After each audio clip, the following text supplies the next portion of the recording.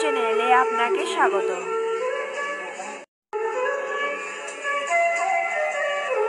জয় গীতার চ্যানেলে আপনাকে স্বাগত। ফোন করে যেদিন থেকে বিয়ে করলাম আমার ঘাড়ে গাধার নিয়ে বোঝা চাপলো, সারা জীবন এই বোঝা আমাকে বহন করতে হবে। সংসারে ভার বহন করলাম, যখন 2 পাও যত ইচ্ছা তথা যাও, যখন 4 পাও খানি কুরাক দিয়া যাও, যখন 6 পাও বাবা তুমি কই যাও লইয়া যাও, যখন 8 পাও অনেকে আবার 10 পারো রিক্স নেয়, আমি এত উপরে আর যাচ্ছি না। তো বিশেষভাবে ভার বহন করা, গাদার মতো হয়ে গেলাম আমি। গাদাকে দেখবে সারাদিন বোঝা বহন করিয়ে একটু ঘাস লতা পাতা দিলেই খেয়ে সুখী। আমরাও সংসারে সারা জীবন গাধার নিয়ে বোঝা বহন করে একটু ইন্দ্রিয় তর্পণ করেই সুখী, মৈথুন করেই সুখী। এই জন্য ভাগবত বলছেন, ওরে সংসারটা খুবই আনন্দের, আবার সংসার খুবই দুঃখের। যদি তুমি সংসারকে আনন্দের করতে পারো তোমার কাছে আনন্দ, আর যদি সংসারকে দুঃখের করো তাহলে তোমার কাছে দুঃখ। মনে রাখো সংসার বিষময়, আবার সংসারী মুক্তি হয়। মহাপ্রভুর 1/3 পার্শ্বদরাই সংসারী ছিলেন, আর কলিযুগে তো এক প্রকার সন্ন্যাস আছে, বাকি সব সন্ন্যাস নিষেধ। সংসারটাকে কিভাবে করতে হবে? কৃষ্ণের সংসার করো, ছাড়ো অন্য কাম।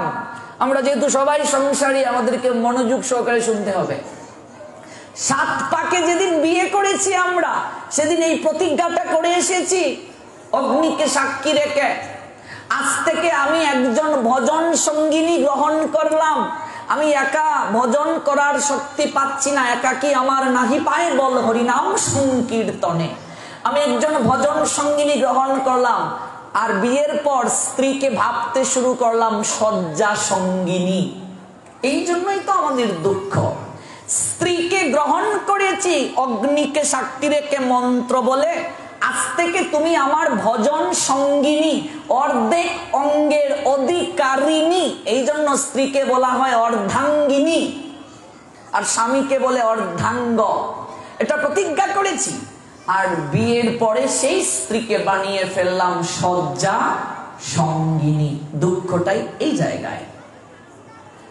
ভজন স্বামী স্ত্রী একসঙ্গে করব বলে কথা দিয়েছি, কিন্তু সারা বাংলায় ঘুরতে গিয়ে আমাদের কাছে কত দুঃখ মায়েদের, যে বাবা একাদশী রাখলেও স্বামী ভালোবাসে না, কার্তিক ব্রত পালন করি তাতেও কত দুঃখ, কত কথা বলতে হয়। এই বয়সে কি এগুলো করতে হয়? বয়স আর একটু হোক তারপর ভজন করবে। ভোরবেলা উঠে স্নান করতে পারি না, ঘুমের ব্যাঘাত ঘটে, সমস্ত কথা একটাও পালন করতে পারছি না, বরখেলাপ করছি।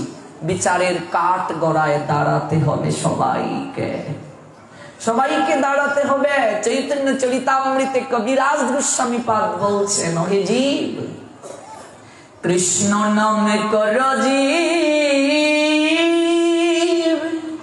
আরে সব মিছে ওগো পালাইবার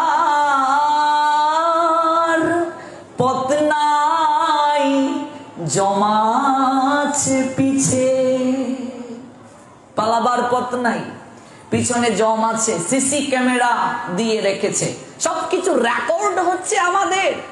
যমরাজের 2টা চর, চিত্রগুপ্ত বিচিত্রগুপ্ত, রেগুলার এগুলোকে লিখছে আমি কি কি ভালো কার্য করছি, কি কি মন্দ কার্য করছি। আমার জীবনে একটা ঘটনা বলি, আমার অনার্স লাইফের ঘটনা। ফার্স্ট ইয়ার পড়ি তখন বাংলা সাহিত্যে। একটা অটোরিকশা চালায় প্রসাদ বুঝি একটা প্রভু। আমি যে বাসায় থাকতাম ভাড়া থাকতো। আমি 2.5 বছর ওদেরকে দেখেছি, একদিনও ওই 2.5 বছরের মাঝে কোনো স্বামী স্ত্রীর মাঝে ঝগড়া দেখি নাই, কথার কাটাকাটি শুনি নাই, তুই করে বলতে শুনি নাই। অনেক স্বামীরা তো স্ত্রীদেরকে তুই করেও বলে, এটা আমার কাছে খুব খারাপ লাগে শুনতে, শাস্ত্র অনুমোদন করে নাই। কারণ স্ত্রী আদ্যশক্তি মহামায়ার রূপিণী, প্রত্যেক স্বামীও অন্তর থেকে স্ত্রীকে প্রণাম দেবে, এটা আমার কথা নয়। রামকৃষ্ণ পরমহংসদেব মা শারদাকে প্রণাম দিয়ে দেখিয়ে দিয়েছেন, এটা স্ত্রীকে প্রণাম নয়, স্ত্রীর মাঝে যে আদ্যশক্তি মহামায়া তার যে অপার শক্তি রয়েছে ওই শক্তিকে প্রণাম। এটা আমার কথা নয়, মহাভারত পড়ে দেখবেন যখন অর্জুন পাঞ্চালীর রাজসভায় গিয়েছিলেন স্বয়ংবর অনুষ্ঠানে, যখন ধনুকটা নিলেন তখন সেই অর্জুন পাঞ্চালীকে একটা প্রণাম দিয়েছিলেন, দেখেছেন তো? প্রণাম দিয়েছেন। মূর্খ দুর্যোধন বলছে, হে ব্রাহ্মণ, পঞ্চ পাণ্ডব তো ছদ্মবেশ ধারণ করে গিয়েছিল, হে মূর্খ ব্রাহ্মণ, ওই রাজকুমারী যদি তোমার বউ হয়ে যায়, স্ত্রী হয়ে যায়, তুমি তোমার বউকে প্রণাম দিচ্ছ? ভগবান কৃষ্ণ হেসে হেসে বলছেন, দুর্যোধন তুমি মূর্খই থাকলে তুমি এই ব্রাহ্মণ তো নয় যে রাজকুমারীকে প্রণাম দিয়েছে, নারী শক্তিকে প্রণাম দিয়েছে। প্রত্যেক পুরুষ প্রত্যেকটা নারীকে আদ্য শক্তি স্বরূপে দর্শন করবে, যেটা রামকৃষ্ণ পরমহংসদেব তার স্ত্রীকে শক্তি স্বরূপে পূজা করে দেখিয়ে দিয়েছেন। আমাদের সনাতন শাস্ত্রে নারী ভোগের সামগ্রী নয়। এই জন্য রবি ঠাকুর বলছেন, পুরুষ অনেক নারীর দেহ ছুঁইতে পারে, কিন্তু নারীর নারীত্বকে স্পর্শ করার অধিকার সব পুরুষের হয় না। সব পুরুষ জানে না নারীর নারীত্ব, নারীর মনকে, নারীর শক্তিকে স্পর্শ করার যোগ্যতা সব পুরুষের হয় না। এবং ভগবান বাসুদেব বলছেন, সেখানে রুক্সিমও ছিল। রুক্সিমকে জানো? রুক্মিণীর ভাই। রুক্সিম বলছে, হে রাজকুমার, সবাই যখন হাসছে, আমি আপনার ভগিনীকে রুক্মিণী রুক্সিমকে বলছে, আমি আপনার ভগিনীকে ঘুম থেকে উঠে অন্তর থেকে একটা করে প্রণাম নিবেদন করি। ভগবান বাসুদেব কৃষ্ণ বলছেন। রামকৃষ্ণ পরমহংসদেব তার স্ত্রী শারদাকে মাতৃস্বরূপে পূজাও করেছেন। তাহলে বউকে পূজা করেছে না। প্রত্যেকটা নারীর মাঝে যে শক্তি রয়েছে ওই শক্তিকে রামকৃষ্ণ পরমহংসদেব পুজো করেছে এবং প্রণাম দিয়েছে, শ্রদ্ধা দেখিয়েছে, ভক্তি দেখিয়েছেন। সনাতন শাস্ত্র এই জন্যই তো উদার, সনাতন ধর্ম এই জন্যই তো পৃথিবীর সর্বশ্রেষ্ঠ ধর্ম।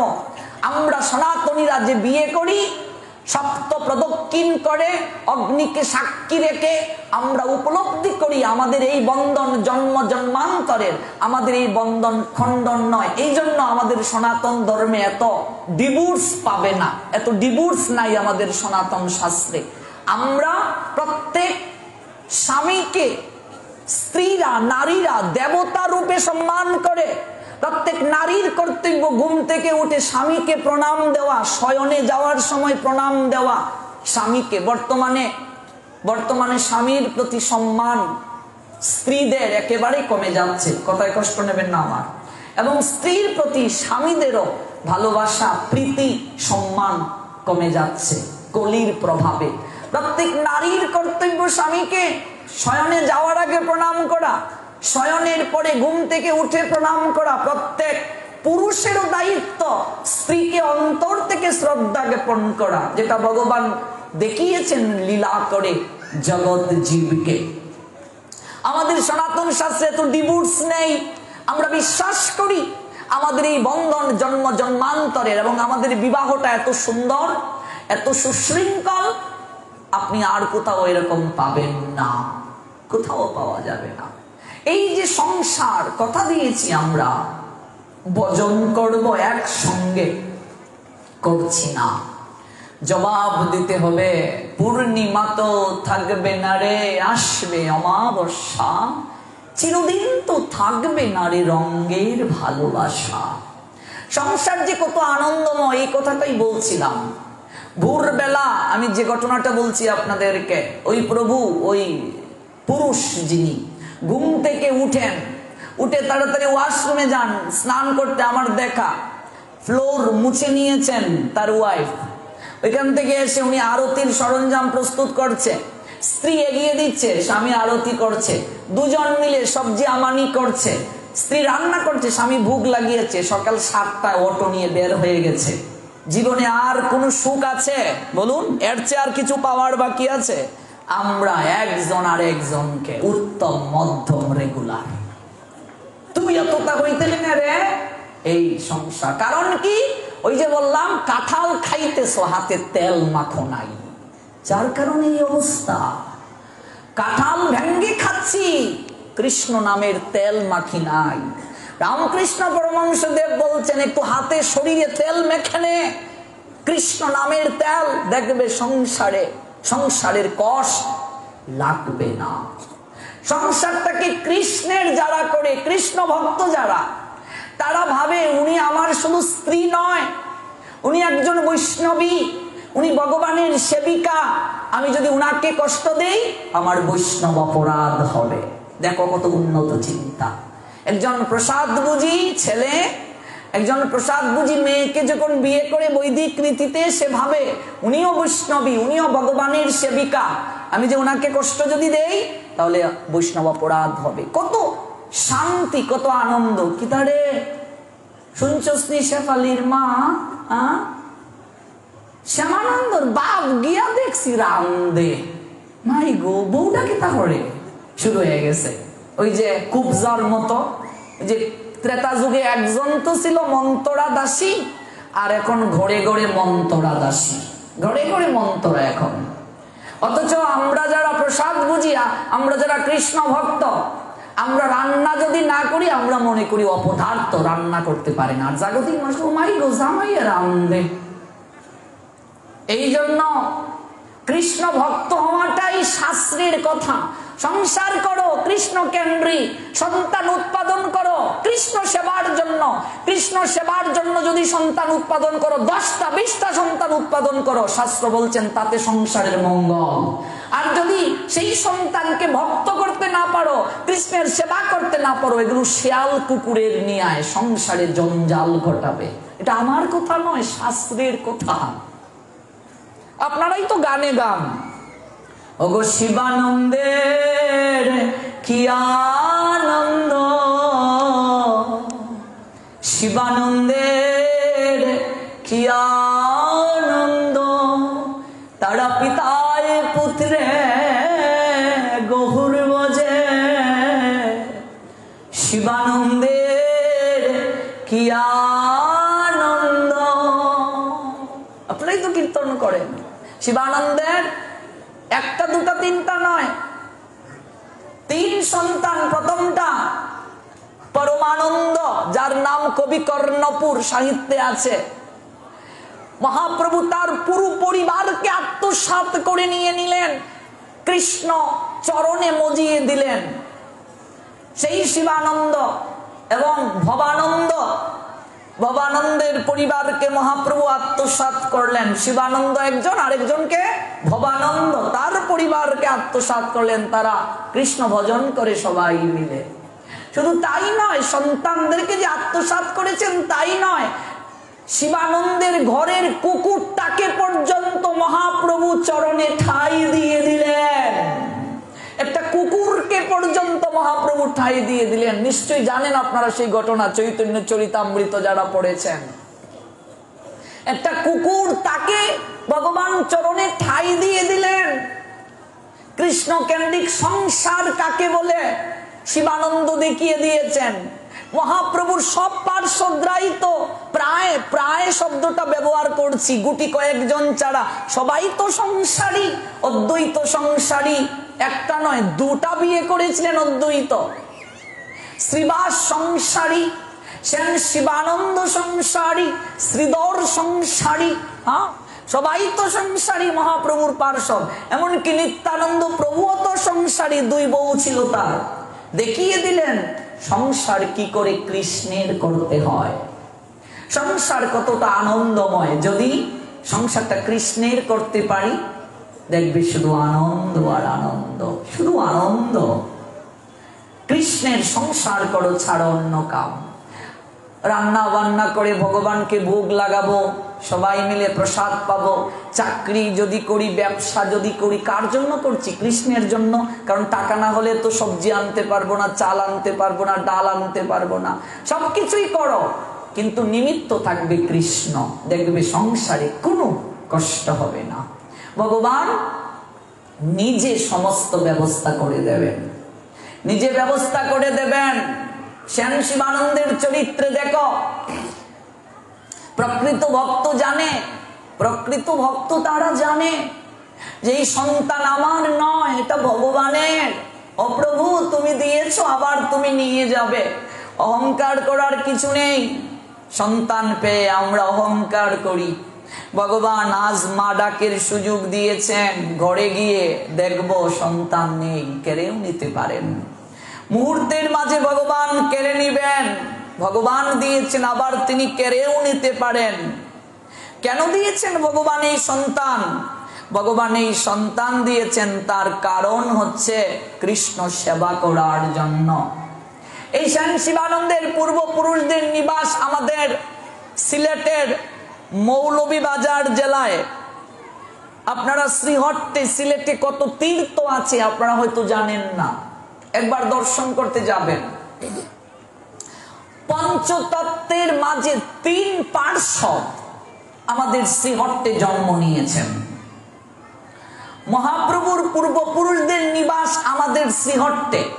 মহাপ্রভুর বাবার নাম জগন্নাথ মিশ্র, তার বাবার নাম উপেন্দ্র মিশ্র, উপেন্দ্র মিশ্রের বাবার নাম মধু মিশ্র। তাদের পূর্বপুরুষদের নিবাস আমাদের সিলেটে। বর্তমান সিলেটের গোলাপগঞ্জ উপজেলা, ঢাকা দক্ষিণে। মহাপ্রভুর অন্যতম পার্শ্বদ আমরা সেদিন লীলা আস্বাদন করেছি, শ্রীবাস। সেই শ্রীবাসের জন্মস্থান আমাদের সিলেটে। বর্তমানে সিলেটের বিয়ানীবাজার উপজেলার পঞ্চখণ্ডে, যার আঙ্গিনা ছেড়ে মহাপ্রভু কোথাও যাবেন না প্রতিজ্ঞা করেছিলেন। মহাপ্রভুর অন্যতম পার্ষদ মুরারি গুপ্ত, ত্রেতা যুগে যিনি হনুমান ছিলেন, তিনি কলি যুগে মুরারি গুপ্ত হয়ে আসলেন। তার পূর্বপুরুষদের নিবাস আমাদের সিলেটে ওসমানীনগর উপজেলা, বর্তমানে তাজপুর গুপ্তপাড়া। 16ই ডিসেম্বর থেকে আমার 9 দিন প্রবচন আছে এই মুরারি গুপ্তের ধামে, এই গ্রামটাতে। আপনারা আমন্ত্রিত, ধামটাও দর্শন করে আসতে পারবেন, আমার প্রবচনও শুনে আসতে পারবেন। বিশাল থাকার জায়গা আছে, যে ভক্তের বাসায় 9 দিন পাঠ হবে। এটা কোথায়? সিলেটের ওসমানীনগর উপজেলা, গোয়ালা বাজার সংলগ্ন তাজপুর গুপ্ত পাড়া। মুরারি গুপ্তের নামে ওই পাড়ার নাম গুপ্ত পাড়া। কায়স্থ পরিবারে জন্ম নিয়েছিলেন তারা। এবং মহাপ্রভুর অন্যতম পার্ষদ, এই যার কথা বললাম সেন শিবানন্দ, তিনি আমাদের সিলেটের মৌলভীবাজারে, এবং পরবর্তীতে তিনি 24 পরগনা জেলার অন্তর্গত কুমারহট্টে, যাহার বর্তমান নাম হচ্ছে হালি শহর, সে হালি শহর কাছপাড়ার নিকটবর্তী স্থানে সেন শিবানন্দের শ্রীপাঠ রয়েছে।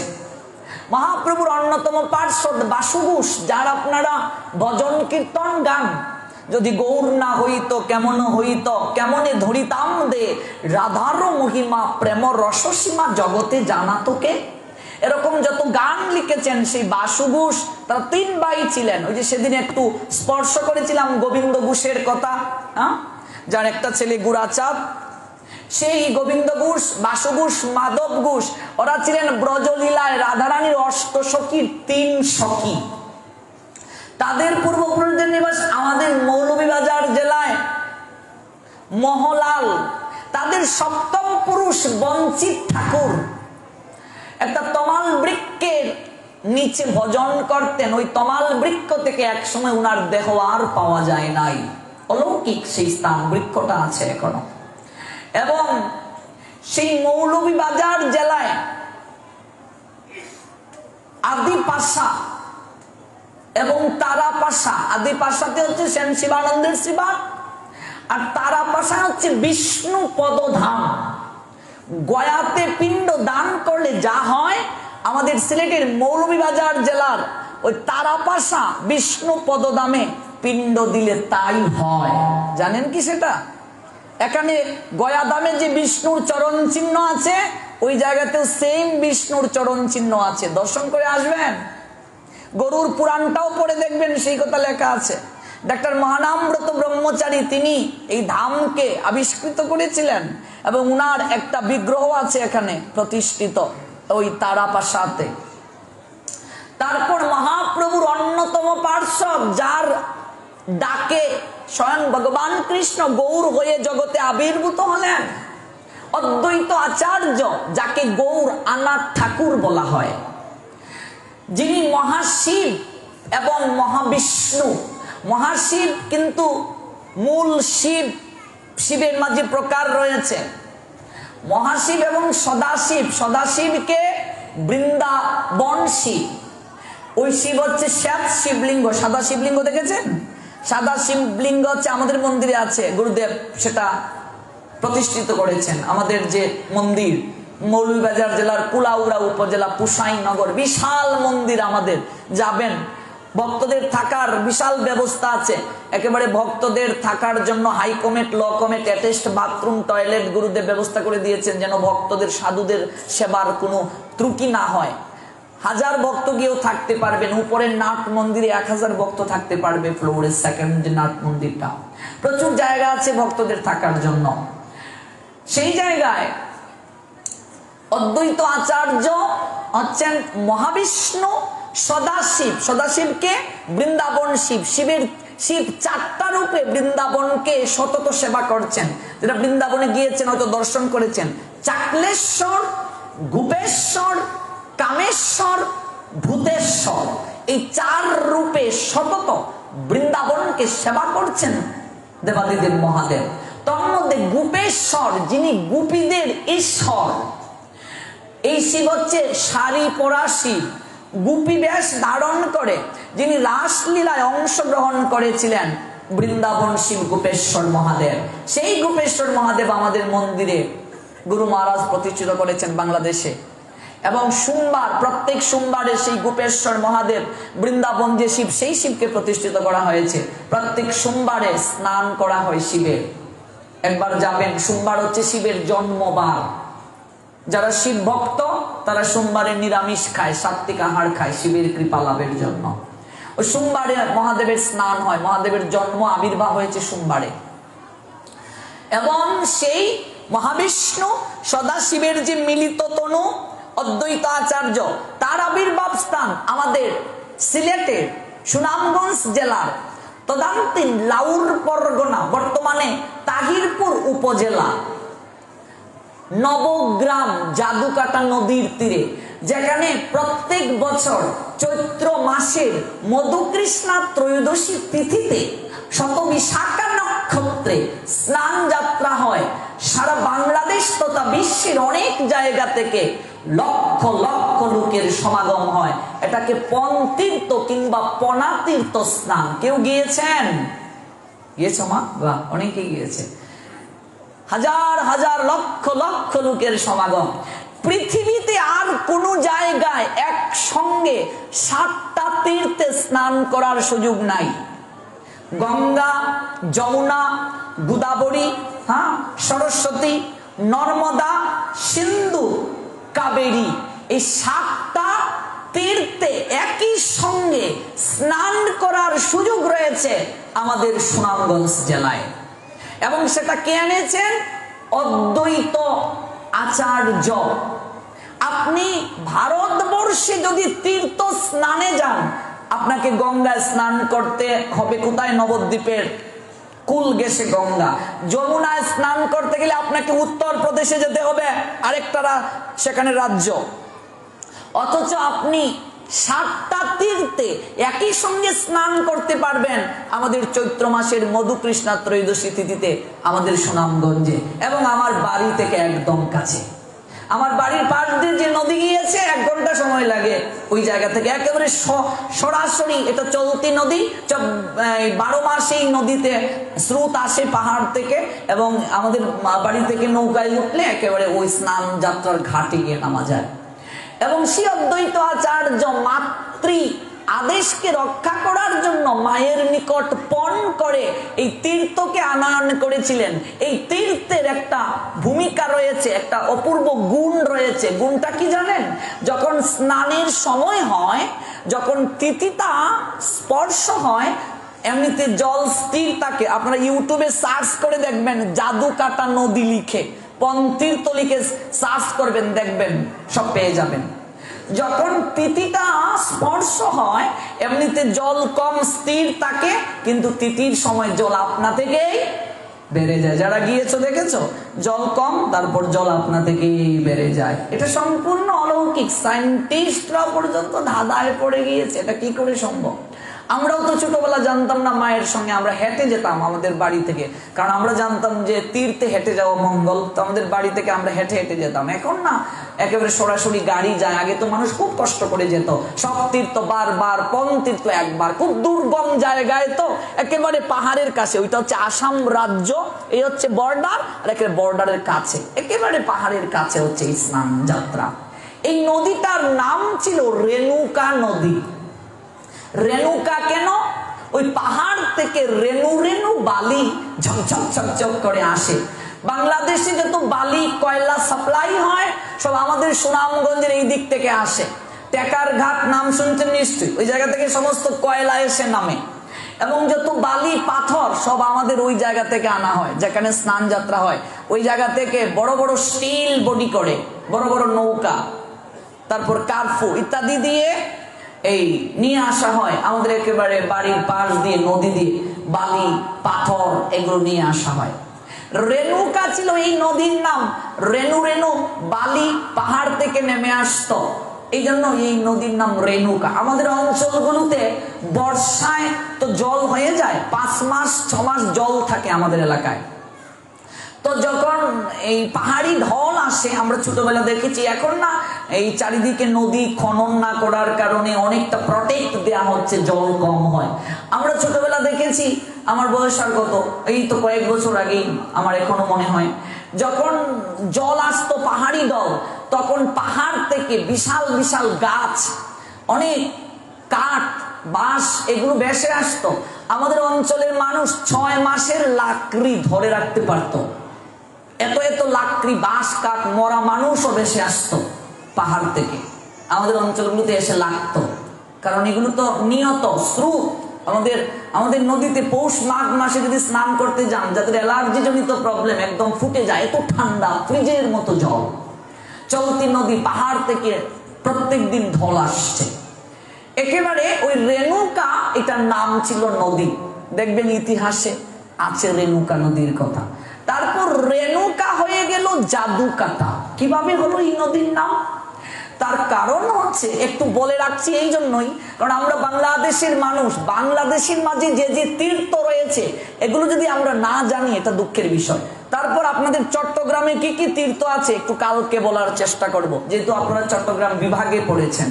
চট্টগ্রামের মাঝে কি কি তীর্থ রয়েছে, চট্টগ্রামে মহাপ্রভুর কোন কোন পার্শ্বদরা আবির্ভূত হয়েছেন, এই চট্টগ্রাম মহাপ্রভুর অনেক পার্শ্বদের পদচারণায় এবং অনেক পার্শ্বদের চরণ ধুলিতে ওই চট্টগ্রাম বিভাগ অভিষিক্ত হয়েছেন।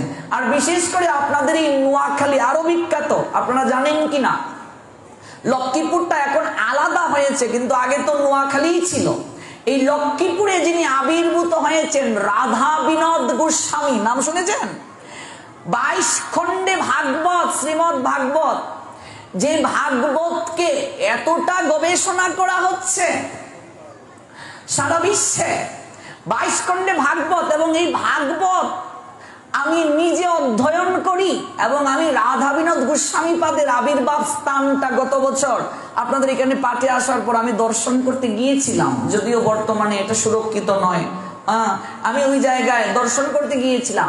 রাধা বিনোদ গোস্বামী পাদ যেভাবে ভাগবত লিখেছেন, টিকা করেছেন 22 খণ্ডে, অন্য কোনো আচার্যগণ ধারে কাছেও যেতে পারবে না। আমি প্রত্যেকের আচার্যের প্রতি সম্মান রেখে বলছি, কিন্তু আপনাদের এই নোয়াখালীর সন্তান রাধা বিনোদ গোস্বামী পাদ, যিনি স্বয়ং গোপালকে দর্শন করেছিলেন, সরি রাধা বিনোদ নয়, রাধা গোবিন্দনাথ, যিনি 22 খণ্ডে ভাগবত লিখেছিলেন। আপনাদের রাধা গোবিন্দনাথ, যিনি 6 খণ্ডে চৈতন্য চরিতামৃত লিখলেন। আমি আবারও দুঃখিত, একটু মিসিং হয়েছে। রাধা বিনোদ গোস্বামী পাদ, উনি হচ্ছেন অদ্বৈত বংশাবতংশ, উনি আপনাদের নোয়াখালীর নয়। রাধা গোবিন্দনাথ আপনাদের নোয়াখালীর, যিনি চৈতন্য চরিতামৃত লিখেছেন 6 খণ্ডে, এবং চৈতন্য ভাগবত লিখেছেন 6 খণ্ডে। আমার অপরাধ নেবেন না। রাধা গোবিন্দনাথ, যিনি আপনাদের এই নোয়াখালীর, 6 খণ্ডে চৈতন্য চরিতামৃত লিখেছেন, 6 খণ্ডে চৈতন্য ভাগবত লিখেছেন। যে চৈতন্য ভাগবত এবং চৈতন্য চরিতামৃত, গৌরের উপর যে অপূর্ব লীলা রাধা গোবিন্দনাথের, গৌর সারা বলি, গৌর পার্শ্বদের যে অপূর্ব লীলা কথা, রাধা গোবিন্দনাথ যেভাবে চৈতন্য চরিতামৃতে ফুটিয়ে তুলেছেন, এইটা পৃথিবীর আর কোথাও আর কোনো আচার্যের গ্রন্থে এত সুন্দরভাবে নেই। সেই রাধা গোবিন্দনাথ আপনাদের নোয়াখালীর সন্তান, যেটা চৈতন্য চরিতামৃত 6 খণ্ড পড়ে দেখবেন, এবং চৈতন্য ভাগবত 5 খণ্ডে। হ্যাঁ, সেই গোপালকে তিনি স্বয়ং দর্শন করেছিলেন। রাধা গোবিন্দনাথ স্বয়ং দর্শন করেছিলেন। এতটা কৃপা যে আচার্য স্বয়ং ভগবত দর্শন করেছেন। এই তো আপনাদের এখানের ছেলে রাধা গোবিন্দনাথ। তার জীবন সর্বস্ব, জীবন লীলা এক অপূর্ব চর্চা কেন্দ্র হয়ে দাঁড়িয়েছে ইতিহাসে। যিনি কুমিল্লা ভিক্টোরিয়া কলেজে ম্যাথমেটিক্সের উপরে তিনি কর্মরত ছিলেন। তারপর আরো অনেক লীলা আছে, আপনারা সবাই অবগত আছেন। সেই রাধা গোবিন্দনাথ আপনাদের ছেলে। চট্টগ্রাম বিভাগে কি কি তীর্থভূমি রয়েছে আমরা একদিন আলোচনা করব। যে প্রসঙ্গে ছিলাম একটু সেরে নেই, কারণ বাংলাদেশে যে যে তীর্থধামগুলো রয়েছে এগুলো আমাদের জানা উচিত। আমরা যেহেতু বাংলাদেশে আছি, পাসপোর্ট প্রয়োজন নেই, ভিসা প্রয়োজন নেই বাংলাদেশের এক প্রান্ত থেকে আরেক প্রান্তে যেতে। জানা থাকলে যদি কর্মের তাগিদেও আমরা যে যে জেলায় যাই, সেই জেলায় গেলে জানা থাকলে আমরা ধামগুলো কি করতে পারবো? দর্শন করতে পারবো। সেই রেণুকা নদী কি করে হলো জাদু কাটা, একটু স্পর্শ করছি অল্প সময়ে। এটা বিশাল ইতিহাস। অদ্বৈত আচার্যের বাল্য নাম কমলাক্ষ, তার মায়ের নাম হচ্ছে নাভা দেবী, বাবার নাম কুবের আচার্য। সেই অদ্বৈত আচার্য ছোট যখন, তার নাম তো কমলাক্ষ। কমল মানে পদ্ম, পদ্মের নিয়ায়, পদ্ম পাপড়ি নিয়ায় তার হচ্ছে চোখগুলো এতটা সুন্দর তিনি ছিলেন। তিনি একদিন স্বপ্ন দেখলেন, মানে তার মা নাভাদেবী স্বপ্ন দেখছেন যে তার পুত্র শঙ্খ চক্র গদা পদ্মধারী 4টা হাত। বলছে এটা কি করে সম্ভব? আমার পুত্র 4টা হাত হবে কেন? 4টা হাত তো একমাত্র নারায়ণ বিষ্ণুর 4 হাত। ওই যে বাৎসল্য প্রেম অধিক, পুত্রই তো ভগবান বিষ্ণুর অংশ, মহাবিষ্ণুর অংশ, সদাশিব দুটার মিলিত তনু, কিন্তু মায়ের হৃদয়ে তো ভগবত্তা স্থান পায় না। তিনি সকালবেলা বিমর্ষ অবস্থায় বসে আছেন, খুব সংক্ষেপে বলছি। তখন কমলাক্ষ ছোট, সে গিয়ে বলছে, মা, ও মা, তোমাকে বিমর্ষ কেন দেখাচ্ছে? বলছে, পুত্র, আমি যে স্বপ্ন দেখছি আমার ভয় হচ্ছে। কি স্বপ্ন? বাবা, আমি স্বপ্ন দেখি যে তোর 4টা হাত। এ কি বলো? তুই আমাকে হাত ধরে সপ্ত তীর্থে স্নান করানোর জন্য তীর্থ স্নানে নিয়ে যাচ্ছিস, কিন্তু পুত্র 7টা তীর্থে আমার এই বয়সে স্নান করা সম্ভব নয়। কারণ অদ্বৈত আচার্যের স্ত্রী নাভা দেবী এর পূর্বে অদ্বৈত আচার্যের বাবা যে কুবের আচার্য, সেই কুবের আচার্য আপনারা যদি জীবন লীলা পড়ে থাকেন দেখবেন সেই জায়গায় একের পর এক সন্তান হয়ে মারা যাচ্ছে, একের পর এক সন্তান হয়ে মারা যাচ্ছে।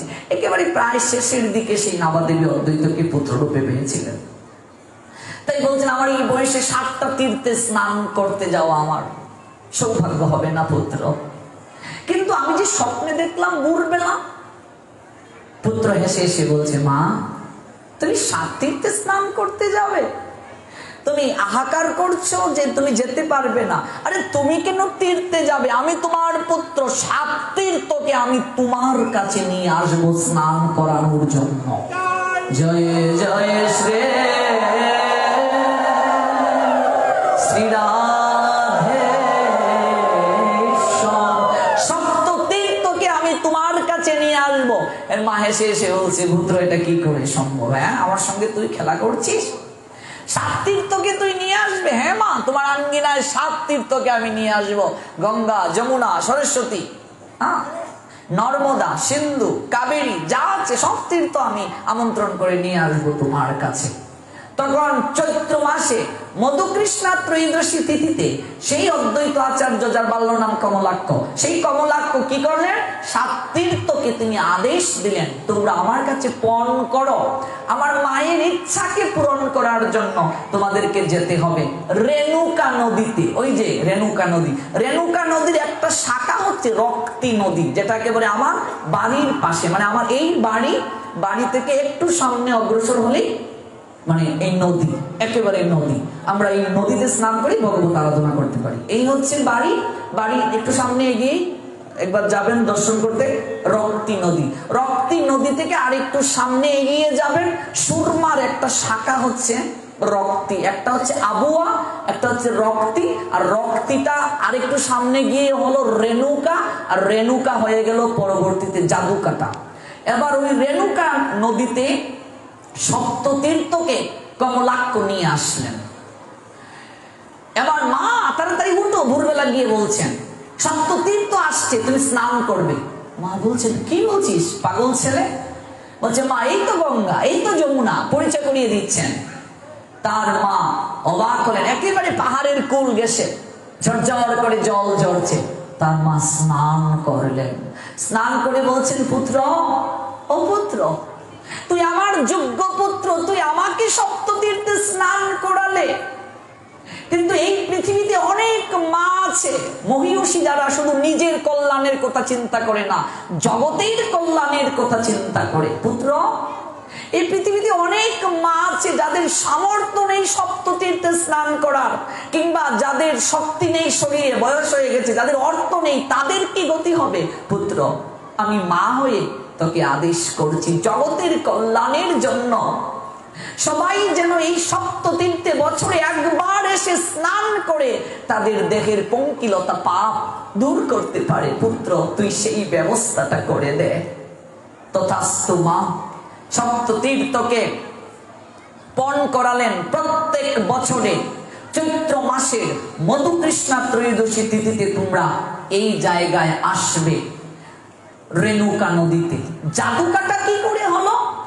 কারণ তার মা আরেকটা কথা বললেন, পুত্র, কলিযুগের মানুষ প্রমাণ ছাড়া কিছু বিশ্বাস করে না। আগত কলিযুগ, সপ্ততীর্থ যে এখানে আসবে তার প্রমাণটা কি? তখন অদ্বৈত আচার্য বলেন, স্নানের সময় যখন হবে জল আপনা থেকেই বেড়ে যাবে, জল তরঙ্গায়িত হবে। ওই যখন স্নানের সময় হয়, অদ্বৈত আচার্য যখন মাকে স্নান করালেন, জল ঝরঝর করে আসলো, বেড়ে গেল, চারিদিকে প্লাবিত হলো। এলাকাবাসী ভাবলো কুবের আচার্যর ছেলে কমলাক্ষ হয়তো জাদু কেটেছে, যার কারণে জল স্থির ছিল, জল বেড়ে গেছে। ওই রেণুকা হয়ে গেল আঞ্চলিক শব্দে জাদুকাটা, হয়তো জাদু কেটেছে। ওই রেণুকা নদী হয়ে গেল জাদুকাটা নদী। প্রত্যেক বছরে চৈত্র মাসের মধুকৃষ্ণা ত্রয়োদশী তিথিতে 20 থেকে 25 লক্ষের উপরে লোক হয় স্নান যাত্রায়। কেউ 10 থেকে 12 ঘন্টাও জ্যামে পড়ে থাকে, এত জ্যাম হয়। আপনারা যারা গিয়েছেন তারা জানেন কি কষ্ট এই তীর্থ করা। আমাদের বাড়িতে গিয়ে থাকবেন, খুব আরামে যাবেন স্নান করতে গিয়ে।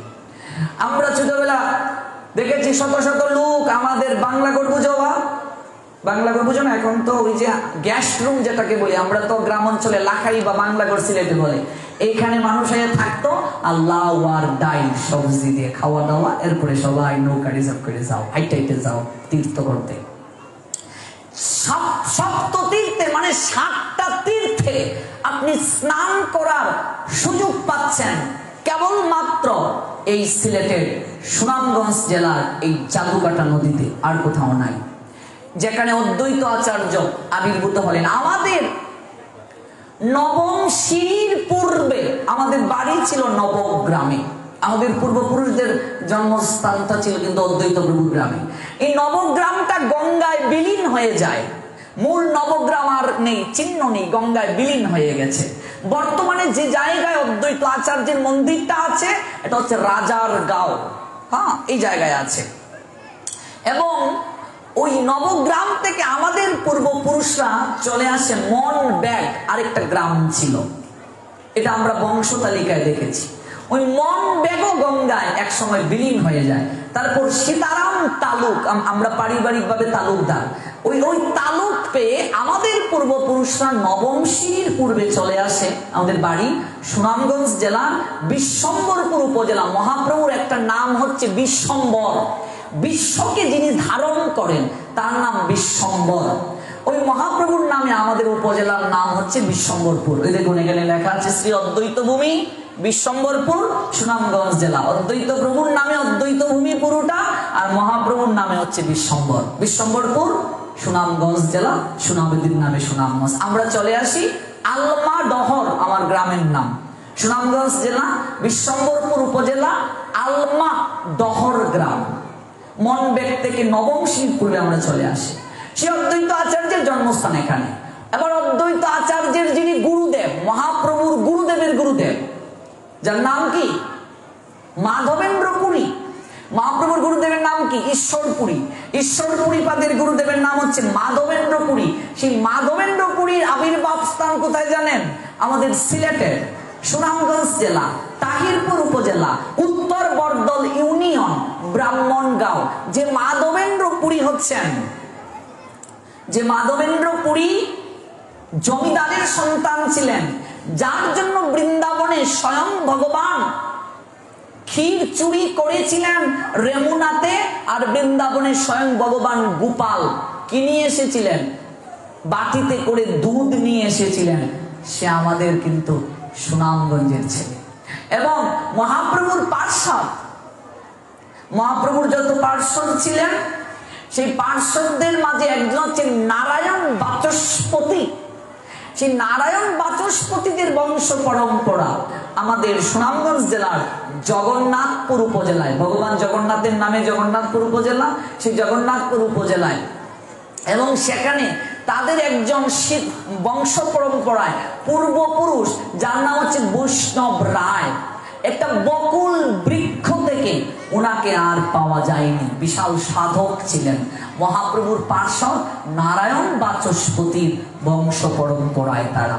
তাই শ্রীহট্ট, সিলেটকে শ্রীহট্ট কেন বলা হয়? শ্রীহট্ট, হট্ট মানে হাট, শ্রী মানে সৌন্দর্য,